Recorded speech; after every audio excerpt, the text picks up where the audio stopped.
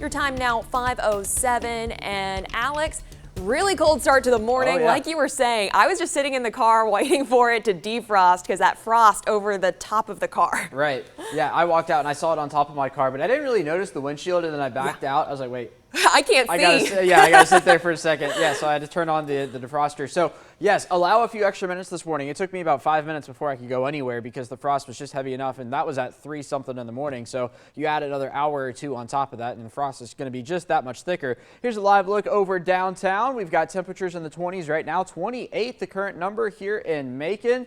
Luckily, the wind is calm, so we're not dealing with the wind chill. We got 28 in Byron, 30 in Fort Valley, 30 in Roberta, 31 waking up in Warner Robins, 29 in Jeffersonville, 29 in Irwinton, 31 in Forsyth, and really everyone just below the freezing mark. The only exception being Vidalia there down in Toombs County. Otherwise, it is a cold morning across central Georgia. Not finding anything on the radar picture, thankfully, but we are going to find something on the radar picture later today down along the Gulf Coast. Check this out now. This is going to be from the Houston area down through southern Louisiana, southern Mississippi, the Mobile area, and on into Florida.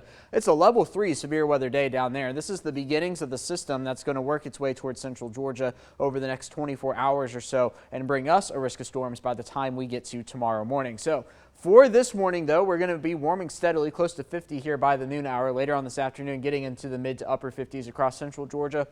One or two spots could break 60 before all is said and done. And then into the overnight hours, this is where things begin to get interesting. So 1 a.m. here on Wednesday, we're all going to be asleep, but showers are going to begin to develop outside. Those will continue to lift towards the north. And then by the time we're heading to work and school tomorrow morning, a line of storms is going to be coming across Interstate 85. Now, the timing on this hasn't changed all that much from yesterday. As we roll this through the mid-morning hours, here we are at 8 a.m. I am thinking, generally speaking, the better chance for severe weather in the system is going to be south of Interstate 16. So if you were to draw a line from Dublin to Macon and then continue it, say towards the Thomaston area, it's going to be south of there. These storms will continue to lift towards the north and east during the morning hours. There we are at 11 a.m. and then get out of here by the afternoon hours here in central Georgia before we're all dry by the time we get to about 6 p.m. So a level 2 severe weather day tomorrow, and this is going to be in order here for the potential threats. Damaging winds, I think, is the main threat tomorrow. Could there be a brief spin-up tornado? Yes, but it's nowhere near the level of what we saw that level 3 day last week or the week before, wherever that Griffin tornado happened. It is not comparable to that day. And then, of course, the heavy rain threat. So a level 2 day